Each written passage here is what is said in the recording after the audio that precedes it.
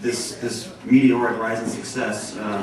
I remember when we only had 6 or 7 of us in this state fighting for liberty, and now I check the counter and we're close to 700 in New Hampshire now with the free state.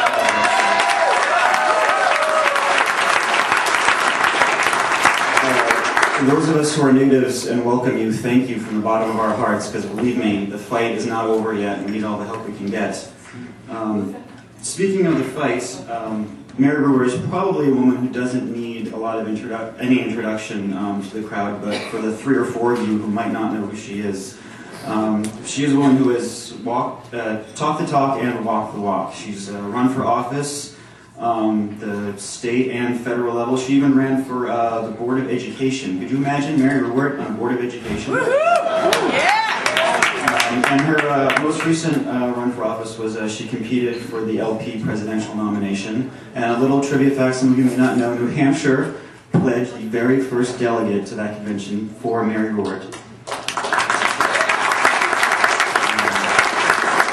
The topic of Mary's speech tonight is the deadly secrets about soaring pharmaceutical prices. She has worked for 25 years in medical research, 19 of those with Upjohn, specifically on pharmaceutical research. So she definitely knows her stuff, and I think that's all I really need to say. So, Mary Ruwart, everybody.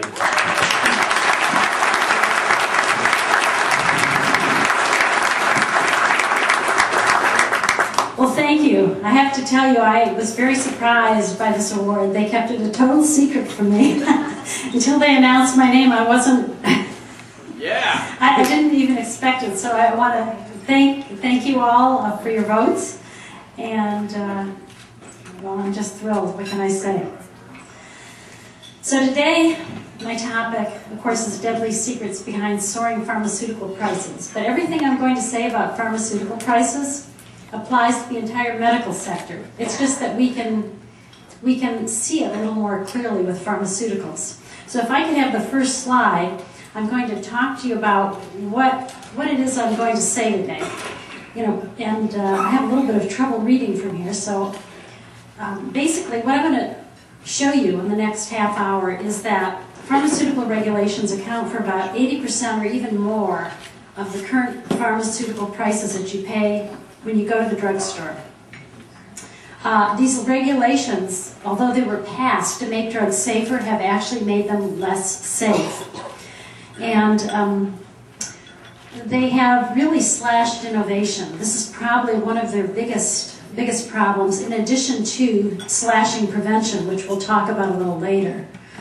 And there's been a number of other things too. Basically about 20% of the U.S. population that have died since 1962 when these regulations were passed were probably adversely affected. Their lives were shortened by these regulations. And so, as you can see, they've probably, as you might imagine when you start thinking about this, they've probably doubled the health care costs because it's much cheaper to take a pill than it is to go to the hospital.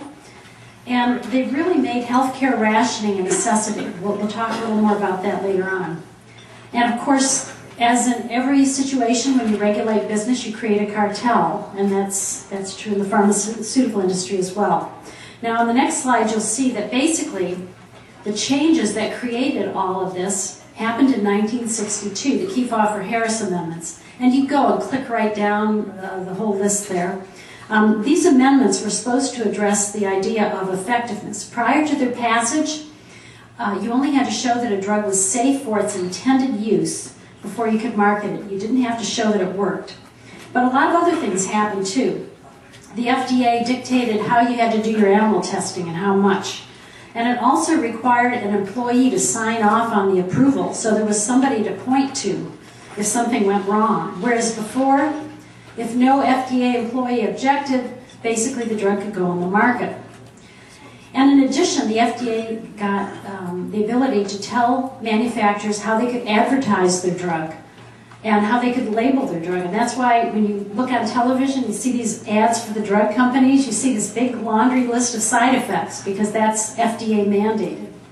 And finally, FDA had oversight of manufacturing. Before these laws were passed, basically unless somebody lied about what they put in it, the FDA couldn't do anything. One of the first things the FDA did when these laws were passed is they put 50% of the manufacturers out of business for manufacturer violations, which simply meant not that the drug was not there or not in the right amount, but the FDA didn't like the way manufacturers documented their process. Now, one of the interesting things about this whole thing, as you can see in the next slide, is this emphasis on effectiveness, which is how most people actually know about the Kefauver-Harris amendments. But you know, drug effectiveness is very difficult. I mean, does it have to be effective in everyone to be considered effective, or most of the time, or sometimes? And is it effective on its own, or do you have to compare it with placebo? In the next slide, you'll see this little cartoon. It's a fake. I see you can't see the top. It says, FDA approved sale of prescription placebo. Now, this is a fake drug ad, okay? This is something that The Onion in Austin put together, and you can actually find it on their website. But it looks just like a regular drug ad. And let's see, if my laser pointer that isn't really laser works here, I want you to look at this ad. You see it's for sucrosa. Sucrose is the name for sugar. And notice the tagline, it will work. And that's what placebos do, they work. That's why we run placebo-controlled trials, because you can give people a sugar pill and some of them will respond favorably. So there's really no such thing as a drug that isn't effective, and there's no such thing as false hope, because the placebo effect is a real effect. We just don't understand it, so we don't talk about it much. And that's probably why the Supreme Court in the early 1900s actually ruled that laws demanding effectiveness testing in drugs were not constitutional, because effectiveness was a matter of opinion. You know?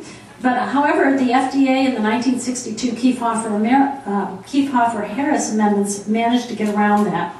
Now, this created some problems, as shown in the next slide, and the biggest problem it created was that it increased the development time of drugs from 4.5 years, as seen in the light blue squares, which is what it was in the 60s, or I'm sorry, what it was prior to the 60s. And then as you see these dark red squares, you can see that every year the development time went up and up, because basically this was a blanket charge for the FDA. They increased regulations every time, and the drug companies couldn't even sue, because the Upjohn company, the one I worked for prior to the time I joined it, actually tried to take the FDA to court and say, hey, you can't impose these regulations willy-nilly. There has to be some system here.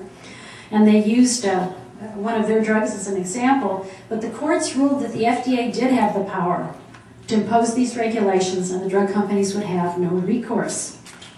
So that really gave the FDA carte blanche, and every year they increased the regulations. Why? Because if anything goes wrong with a drug, and every single drug has a side effect of some sort, and Congress's attention is focused on that side effect, guess who has to come and defend themselves? The FDA. So they're really in a bad place. They can't approve a drug that's both safe and effective, because there's no such thing as a drug that's totally safe, and there's no such thing as a drug that's totally effective. So, they stick their neck out every time they approve a drug, so they keep delaying the approvals.